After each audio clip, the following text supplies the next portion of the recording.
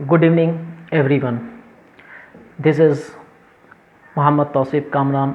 Welcome to you in History at Glance. आज इस video में हम लोग पढ़ेंगे सिविल वॉर।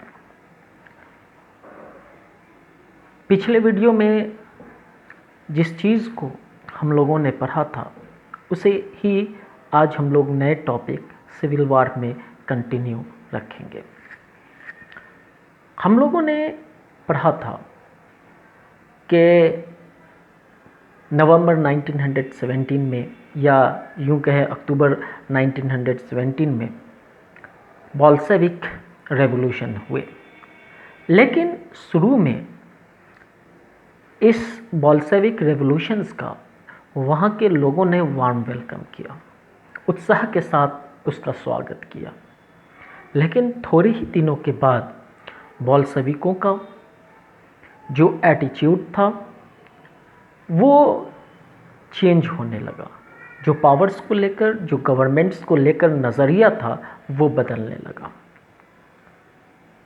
इसका साइन उस वक्त से मिलना स्टार्ट हो जाता है जब हम लोगों ने पिछले वीडियो में ही पढ़ा कि रशिया के कॉन्स्टिट्यूएंट असेंबली के लिए इलेक्शन होते हैं, लेकिन उसमें बोल्शेविक पार्टी को मेजॉरिटी नहीं मिलती है, जिसकी वजह से व्लादिमीर लेनिन इस कॉन्स्टिट्यूएंट असेंबली को ही डिसॉल्व कर देता है, इसे भंग कर देता है। इसके साथ हम लोगों ने ये भी देखा कि all Russian Congress of Soviet को ही इसने वहाँ के पार्लियामेंट में कन्वर्ट कर दिया और रशिया के अंदर single political party system established की। साथ ही साथ इसने लोगों के प्राइवेसी में दखल देना शुरू किया, हार्ड सेंसरशिप इस्टेब्लिश्ड किया। उसके लिए बाज़ाब्ता उन्होंने चेका नाम के एक सीक्रेट पुलिस को भी ऑपरेट कर इस्टेब्लिश किया, उसका जो है लोगों के ऊपर ऑपरेट करना स्टार्ट किया। और इन सब वजह से जो है लोगों को ये समझ में नहीं आ रहा था कि बोल्शेविक जिन गोल के लिए, जिन उद्देश्य के लिए आए, उनको छोड़कर दूसरे डायरेक्शंस में क्यों जा रहे हैं। तो जो बोल्शेविकों के एटीट्यूड में जो चेंजेस आए थे और जो दूसरे फैक्टर्स थे, इसकी वजह से रशिया के अंदर थोड़े ही दिनों में एक सिविल वॉर की कंडीशंस इस्टेब्लिश्ड हो गई। एक सिविल वॉर की जो कंडीशंस है, गृह युद्ध की स्थिति है, वो उत्पन्न हो गई, वो क्रिएट हो गई। हम लोग आगे बढ़ें इससे पहले हम लोग समझ लेते हैं कि सिविल वॉर कहते किसको हैं। सिविल वॉर एक ऐसी कंडीशंस है जिसमें किसी देश के अंदर ही दो ग्रुप्स आपस में लड़ने लगते हैं, जिससे पूरा कंट्री डिस्टर्ब हो जाता है। और ये ग्रुपिंग किसी भी बेस पे हो सकते हैं, पॉलिटिकल आइडियोलॉजिकल बेस पर हो, या पावर को अपने हाथ में रखने के लिए हो, या रेशियल डिस्क्रिमिनेशंस के बेस पर हो, या और भी जो दूसरे फैक्टर्स हो सकते हैं, वो फैक्टर्स काम करते हैं। और दो ग्रुप्स जो है कंट्री के अंदर आपस में ही अपने गोल, अपने उद्देश्य को पूरा करने के लिए आपस में लड़ पड़ते हैं, जिससे किसी भी कंट्री के अंदर सिविल वॉर, गृह युद्ध छिड़ जाता है। आप लोगों ने अमेरिका के बारे में सुना होगा। अमेरिका के अंदर जब इब्राहिम लिंकन प्रेसिडेंट थे 1860 के डेकेड में, तो वहाँ सिविल वॉर हो गए थे और वो रेशियल डिस्क्रिमिनेशंस को लेकर हुए थे। ऐसा ही कुछ रशिया के अंदर भी हुआ, लेकिन यहाँ जो सिविल वॉर हुए वो रेशियल डिस्क्रिमिनेशंस को ना लेकर पावर को अपने हाथों में रखने के लिए, कंट्री के ऊपर गवर्न किस आइडियोलॉजी के लोग करें, किस विचारधारा के लोग करें, किसके हाथ में पावर हो, इस चीज़ को लेकर सिविल वॉर छिड़ पड़ा। हम लोगों ने पिछले वीडियो में पढ़ा कि पेट्रोग्राड जो बोल्शेविक रेवोल्यूशंस हुआ, तो बोल्शेविक रेवोल्यूशंस का जो कब्ज़ा था, बोल्शेविकों का जो कब्ज़ा था, वो मेनली मॉस्को और पेट्रोग्राड के अंदर था। यानी जो रूस का शहरी क्षेत्र था, जो अर्बन एरिया था, वही उसका कंट्रोल था। इसके अलावा जो कंट्री साइड थे, यानी उनके जो एम्पायर थे, उनके जो रूलर्स एरिया थे, उन सबों के ऊपर जो है बोल्शेविकों का कब्जा नहीं हुआ था। वहाँ दूसरे लोगों का शासन चल रहे थे, जो नॉन बोल्शेविक्स थे, लिबरल्स थे, या सपोर्टर ऑफ ऑटोक्रेसी थे। इन सब लोगों का गवर्न चल रहा था। यानी जिसके बारे में हम लोगों ने पढ़ा कि रशिया इतना बड़ा एम्पायर था कि वो यूरोप से लेकर एशिया तक फैला हुआ था, और कुछ पोर्शंस जो है उसके अफ्रीका में भी जाते थे। लेकिन तो ये जो बोल्शेविक थे, उनका जो डोमिनेंसी था, उनका जो गवर्न था, वो सिर्फ मॉस्को जो कैपिटल था और पेट्रोग्राड तक था। अब बाकी एरिया में दूसरे लोगों का शासन था।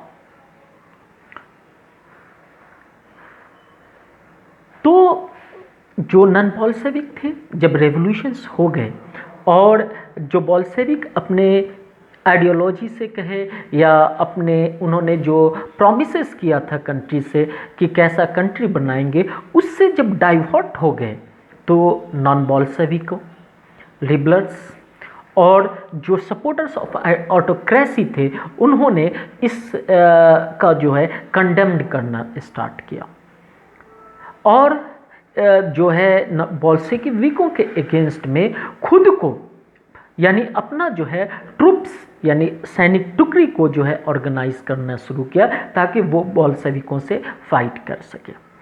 नॉन बोल्शेविक, जिसमें जो है सोशलिस्ट रिवोल्यूशनरीज थे, जिसके बारे में पीछे भी हम लोगों ने पढ़ा कि जो रेवोल्यूशंस में बिलीव करते थे। लिबरल्स जो चेंजेस में बिलीव करते थे, और जैसे ही जब बोल्शेविक ने हार्ड सेंसरशिप करना शुरू किया, तो लिबरल्स ने चेंजेस के डिमांड करना शुरू किए। सपोर्टर ऑफ ऑटोक्रेसी, यानी राजशाही के समर्थक। राजशाही यानी जारशिप, ऑटोक्रेसी तो रशिया के अंदर खत्म हो गई थी, लेकिन राजा खत्म हुए थे, व्यवस्था खत्म हुई थी, सिस्टम एबॉलिश हुए थे, लेकिन जो उस आइडियोलॉजी, उस माइंडसेट के लोग थे, वो खत्म नहीं हुए थे, वो निकाले नहीं गए थे। अब भी रशिया के अंदर बहुत सारे लोग, बहुत सारे एरिया में ऐसे लोग थे जो ऑटोक्रेसी को, जो जारशाही को, जो राजशाही को सपोर्ट किया करते थे। तो जो नॉन बोल्शेविक थे, जो लिबरल्स थे, और जो सपोर्टर ऑफ ऑटोक्रेसी थे, उन लोगों ने अपना ट्रूप्स को ऑर्गेनाइज करना शुरू किया, ताकि जो वो बोल्शेविकों को हरा सके। जब ऐसी कंडीशन हुई, तो रशिया के जो है वो दो ग्रुप में डिवाइड हो गया, एक रेड, दूसरा ग्रीन, और तीसरा वाइट। अब कहेंगे कि सर ट्राइकलर्स आप गिना रहे हैं। हाँ, ये ट्राइकलर्स जो है, इस कलर के जरिए इन्हें, इन तीनों को जो है सिंबलाइज किया गया था। रेड बोल्शेविकों को कहा जाता था, याद रखिएगा, रेड बोल्शेविकों को सिंबलाइज किया गया था। ग्रीन नॉन बोल्शेविक यानी सोशलिस्ट रिवोल्यूशनरी को सिंबलाइज किया गया था, यानी सोशलिस्ट रिवोल्यूशनरी का सिंबल ग्रीन था। और वाइट सपोर्टर ऑफ जार, यानी जो जारशाही के समर्थक थे, जो किंगशिप के समर्थक थे, ऑटोक्रेसी के समर्थक थे, उनका जो है सिंबल वाइट था। तो इस तरह से पूरे रशिया के अंदर दो ग्रुप क्रिएट हो गए, एक red versus green plus white. यानी रेड एक तरफ, व्लादिमीर लेनिन की पार्टी बोल्शेविक एक तरफ, दूसरी तरफ जो है सोशलिस्ट रिवोल्यूशनरी यानी ग्रीन, एंड वाइट यानी सपोर्टर्स ऑफ जार। तो ये जो है दो ग्रुप में बट गए। हालांकि जो जार थे, सॉरी, जो सोशलिस्ट रिवोल्यूशनरीज थे वो भी तो सोशलिस्ट ही थे, लेकिन यहाँ पर सोशलिस्ट रिवोल्यूशनरी जो हैं वो पावर को कैप्चर्स करना चाहते थे, इसलिए सिविल वार जो है क्रिएट हो गया। तो बोल्शेविक कैसे पूरे रशिया के ऊपर कब्जा कर पाते, पैस कैसे अपना रूल जो है कर पाते, वो तभी कर पाते जब जो वो ग्रीन और वाइट यानी सोशलिस्ट रिवोल्यूशनरी और जार के सपोर्टर को हरा पाते, तभी जाकर वो पूरे रशिया के ऊपर रूल कर पाते। और नन बोल्शेविक कब रूल कर पाते या सपोर्टर ऑफ जार कब रूल कर पाते, जब वो बोल्शेविक रूल को वो हरा पाते और मॉस्को और पेट्रोग्राड से उसे उखाड़ पाते। तो इस तरह से इन दोनों ग्रुप के बीच पावर को कैप्चर्स करने को लेकर जो है वार स्टार्ट हो गया, और इस वार को ही जो है सिविल वार कहा जाता है। ये कहीं बाहर से जो है नहीं हो रहा था, बल्कि अपने ही देश में यानी रशिया के अंदर ही जो है दो ग्रुप वहीं के लोग आइडियोलॉजिकल कन्फ्लिक्ट की वजह से आपस में लड़ रहे थे, जिसकी वजह से जो वार हुआ उसे हम लोग सिविल वार के नाम से जानते हैं, गृह युद्ध के नाम से जानते हैं। 1918 में रशिया के मैक्सिमम पोर्शन पर, जैसा हमने थोड़ी देर पहले भी बताया कि बोल्शेविकों का क्या कहते हैं सिर्फ पेट्रोग्राड और मॉस्को के ऊपर कब्जा था और रेस्ट रशिया के ऊपर जो है, तो मॉस्को और पेट्रोग्राड के ऊपर रशिया का कब्जा था और रेस्ट ऑफ द रशिया पर जो है अभी भी क्या कहते हैं नन बोल्शेविक और सपोर्टर्स ऑफ जार यानी ग्रीन और वाइट का कब्जा था, उन्हीं का जो है वहाँ रूल चल रहा था। तो एक तरह से कहा जा सकता है कि कंट्रोल जो है मोस्ट ऑफ रशियन एम्पायर के ऊपर ग्रीन और वाइट का था। और इस सिविल वार में ग्रीन और वाइट को ब्रिटेन, अमेरिका और फ्रांस का भी सपोर्ट मिल रहा था। अब कहेंगे कि ग्रीन और वाइट को अमेरिका, ब्रिटेन और फ्रांस क्यों सपोर्ट कर रहा था?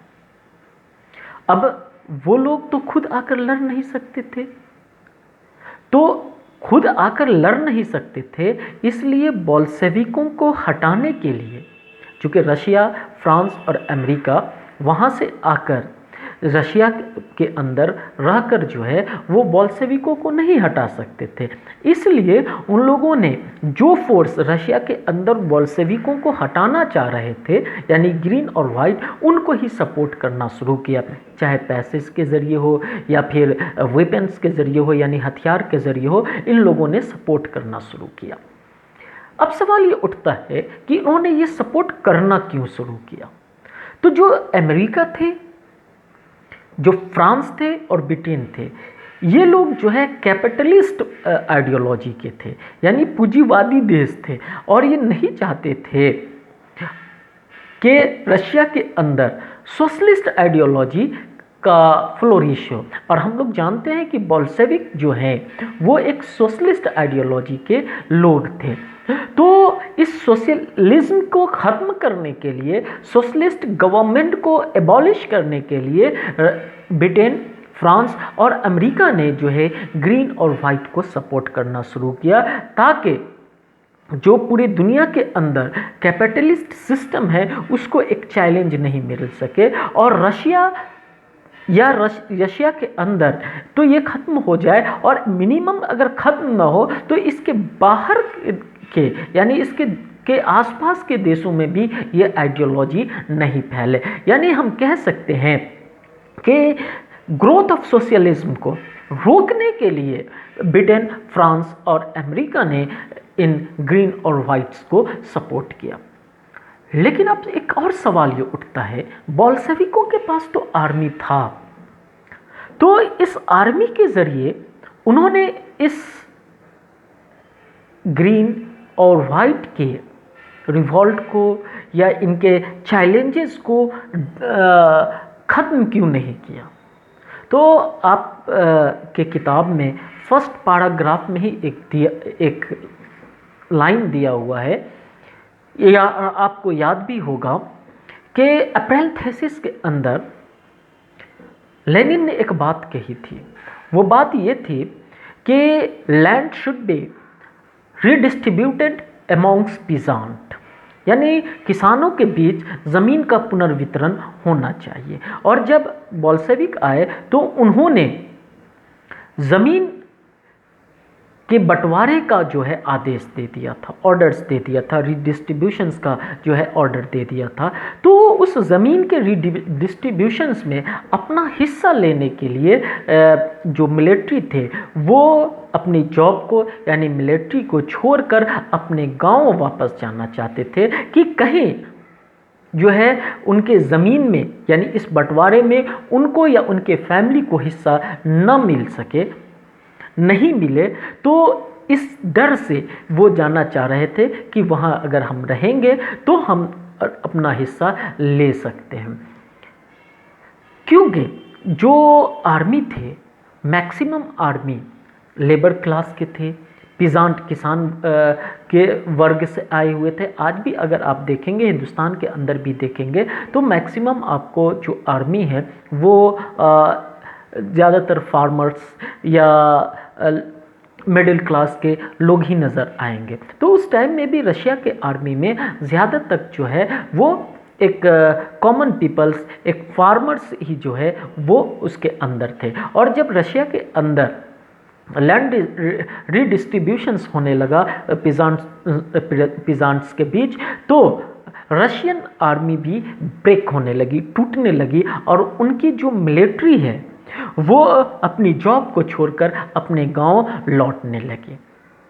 तो जिसकी वजह से क्या कहते हैं बोल्शेविकों को व्हाइट्स और ग्रीन को काबू करने में जो है टाइम लगा। हालांकि अल्टीमेटली हम लोग देखेंगे आगे कि बोल्शेविकों ने सारे रशिया के ऊपर जो है कैप्चर कर लिया था 1920 तक आते आते, और सिविल वॉर एंड कर गए थे। लेकिन अगर ये आर्मी होते तो उनको और आसानी होती, उतना वक्त नहीं लगता। तो इस तरह से हम लोग देखते हैं कि रशिया के अंदर बोल्शेविकों और ग्रीन और वाइट के बीच जो सिविल वार चल रहा है उसमें बाहर के लोग यानी अमेरिका, ब्रिटेन और फ्रांस भी जो है ग्रीन और वाइट को सपोर्ट कर रहे हैं कि वो बोल्शेविकों को हरा दे। साथ ही साथ हम लोग ये जानते हैं कि जो वाइट यानी जार के सपोर्टर्स थे वो सपोर्टर ऑफ प्राइवेट प्रॉपर्टी थे, यानी जो प्राइवेट संपत्ति होती है, व्यक्तिगत संपत्ति होती है, उसके समर्थक थे। जब ये समर्थक थे तो जिन इलाके में इनका कैप्चर्स था और बोल्शेविक रेवोल्यूशंस के बाद जो लैंड रिडिस्ट्रीब्यूट हुए थे और जिन फार्मर्स को लैंड मिल गए थे या उन्होंने जो लॉर्ड्स थे उनके ज़मीनों पर कब्जा कर लिया था, अब उनसे जो है वापस लेना शुरू किया। यानी ऐसे फार्मर्स के ऊपर वाइट्स ने कार्रवाई करनी शुरू कर दी जिन्होंने ज़मीन कैप्चर करी और उनसे ज़मीन वापस लेनी शुरू की। और उसके इस एक्शंस की वजह से जो नॉन बोल्शेविक थे, जो वाइट्स थे, वो अनपॉपुलर हो गए, यानी अलोकप्रिय हो गए। क्यों हो गए कि जिनके पास ज़मीन गई थी वो दोबारा वापस नहीं आना चाहते थे, और उन्होंने सोचना शुरू किया कि इससे अच्छा तो बोल्शेविक ही हैं कि जिन्होंने जो है उन्हें ज़मीन कम से कम लाख सेंसरशिप हमारे ऊपर डाली लेकिन एटलीस्ट ज़मीन तो हमें दी। तो जब कैप्चर करना शुरू किया तो वाइट का जो है अनपॉपुलर होने लगे, और 1920 तक इस अनपॉपुलरिटी की वजह से 1920 तक आते आते सारे रशिया के ऊपर जो है बोल्शेविकों का कब्जा हो गया। यानी सिविल वार एक तरह से ख़त्म हो गए, यानी ग्रीन और वाइट्स को जो है उन्होंने अपने कंट्रोल में ले लिया। अब इसको दूसरी तरह से भी हम लोग समझ सकते हैं कि मान लो कि इंडिया और श्रीलंका में मैच हो रहा है, और हम श्रीलंका को सपोर्ट नहीं कर रहे हैं, तो ऑब्वियसली है कि हम इंडिया को सपोर्ट कर रहे हैं और ये दुआ करेंगे, ये प्रे करेंगे कि इंडिया जीते। तो वही चीज़ जो है वहाँ हुआ कि जब वो लोग वाइट को डिसलाइक करना शुरू किया, उससे डिसकंटेंट हो गए, तो उनके पास जो है एक ही अल्टरनेट बचता है, वो क्या था? बोल्शेविक। इसलिए उन्होंने बोल्शेविकों को सपोर्ट करना शुरू किया। और नो डाउट बोल्शेविकों ने जो है उनकी आइडियोलॉजी ऐसी थी और उन्होंने बोल्शेविक रेवोल्यूशंस के पास भी जो पिजान्स थे, जो पुअर क्लास थे, उनके लिए काम किया था, उन्हें ज़मीन दिया था। जो डाउनट्रोन है उनके लिए भी काम जो है उन्होंने किया था। इसलिए जो है उन्होंने जो है वाइट के बजाय जो है बोल्शेविकों को जो है सपोर्ट करना स्टार्ट किया। साथ ही साथ सिर्फ ऐसे डिस्कंटेंट लोगों के सपोर्ट से इन लोगों को यानी वाइट और ग्रीन के कब्जे में जो मैक्सिमम पोर्शन ऑफ रशिया था उसको कंट्रोल या डिफीट देना आसान नहीं था। इस डिफीट देने में बोल्शेविकों को साथ मिला नन रशियन नेशनलिस्ट। अब कहेंगे कि नन रशियन नेशनलिस्ट कौन थे? तो हम जानते हैं कि रशिया जो है एक बड़ा एम्पायर था और फर्स्ट वीडियो में भी हम लोगों ने देखा था कि किस तरह से जो रशिया एम्पायर है वो एशिया से लेकर अफ्रीका तक फैला हुआ था। हालांकि हम लोगों ने पढ़ा कि ब्रेस्ट-लिटोव के ट्रेटी के बाद जब फर्स्ट वर्ल्ड वार, जिसके ज़रिए फर्स्ट वर्ल्ड वार से रशिया ने खुद को विड्रॉ कर लिया था, तो बहुत सारे कंट्री को इंडिपेंडेंट कर दिया था, जैसे फिनलैंड हो गए, पोलैंड हो गए, जॉर्जिया हो गए। इस तरह की कंट्री को फ्री कर दिया था, आज़ाद कर दिया था। लेकिन फिर भी बहुत सारे कंट्री थे जो अब भी रशियन एम्पायर का कब्ज़ा था, जिसके बारे में हम लोग पढ़ेंगे। उस टाइम में अगर देखा जाए तो 15 ऐसे, आज के डेट में अगर देखा जाए तो ऐसे 15 कंट्री हैं जो उस टाइम में रशिया के अंदर थे, जो नन रशियन थे। तो उन लोगों का भी जो है सपोर्ट मिला। इसके अलावा जो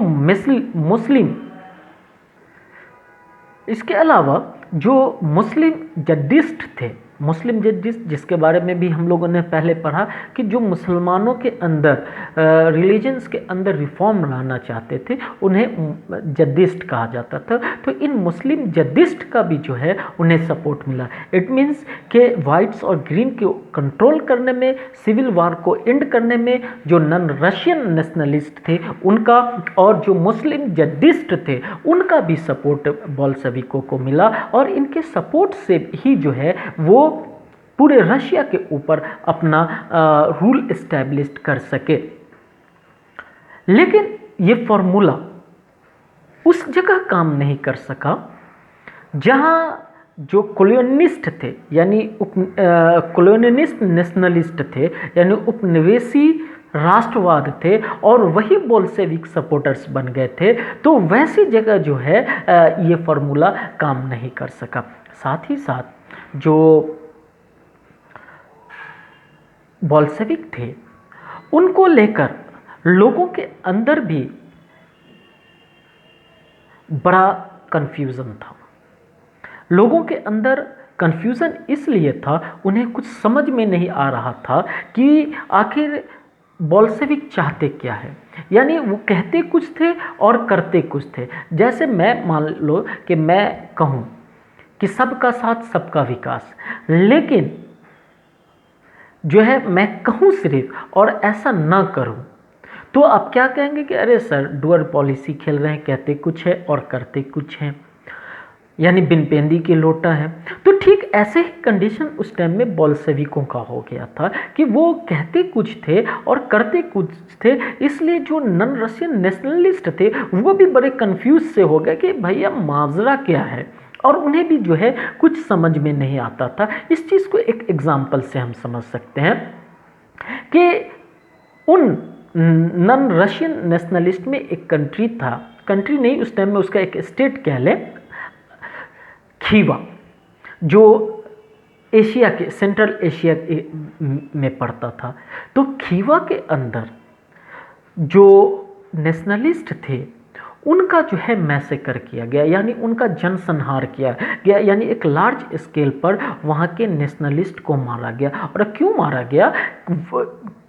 तो सिर्फ सोशलिज्म के आइडियोलॉजी को डिफेंड करने के नाम पर, यानी जो सोशलिज्म की जो समाजवाद की जो विचारधारा है उसकी रक्षा के नाम पर यह कहा गया कि जिन लोगों को मारा गया है वो सोशलिज्म के अगेंस्ट में है, उनके विरोध में है, इसलिए जो है उन्हें मारा जा रहा है। तो इस तरह की घटना से उनके बीच में जो है कन्फ्यूज़न सा क्रिएट हो गया, उनके बीच में जो है क्या कहते हैं, असमंजस की स्थिति पैदा हो गई कि वो आखिर करे क्या। जब रशिया ने भी इस चीज़ को रियलाइज़ किया, क्योंकि कहीं भी आप जब तक लोकल सपोर्ट नहीं लेंगे तब तक वहाँ आप सही से रूल नहीं कर सकेंगे।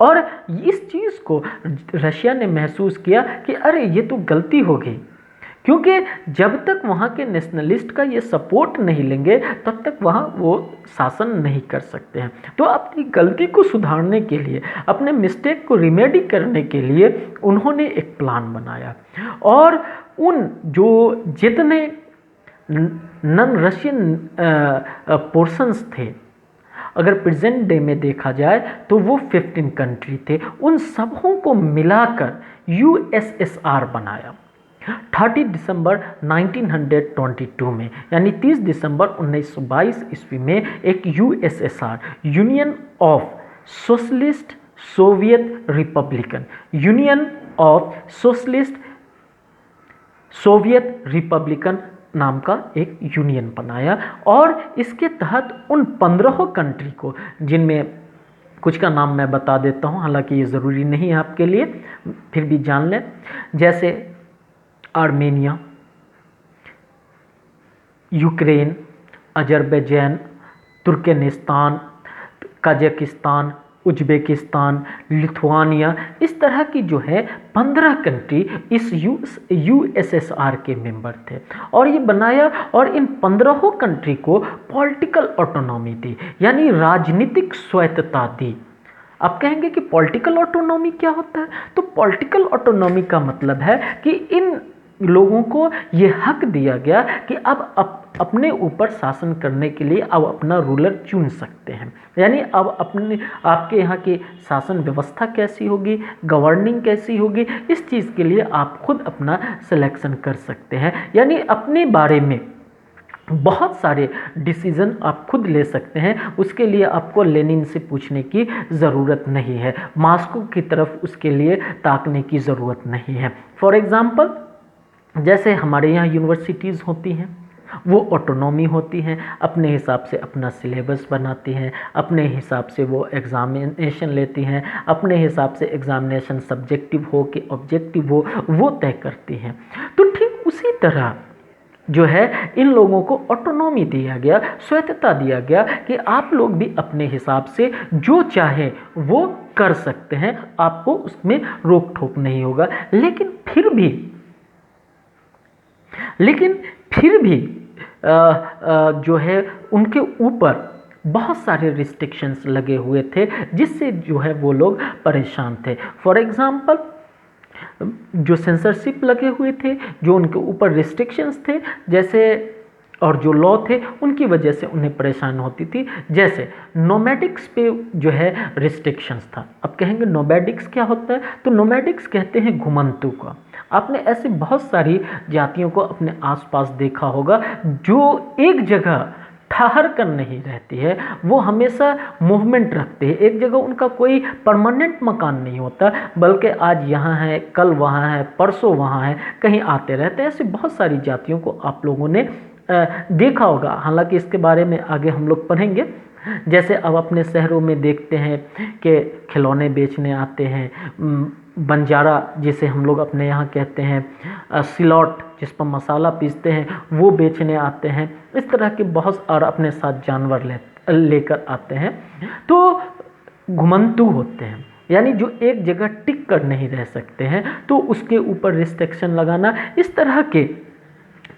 तरह के रिस्ट्रिक्शन उसके इम्पोज किए, जिसकी वजह से जिस जितनी उम्मीदें थी कि इस पॉलिटिकल ऑटोनॉमी देने से, यूएसएसआर बनाने से बोल्शेविकों को सपोर्ट मिलेगा, उतनी उम्मीद में, यानी उस रेशियो में जो है उन्हें सपोर्ट्स नहीं मिल सका था। लेकिन एक बात तय था कि इस सिविल वार की वजह से रशिया के अंदर बहुत सारी प्रॉब्लम क्रिएट हो गई थी। वो प्रॉब्लम क्या थी? लूटिंग।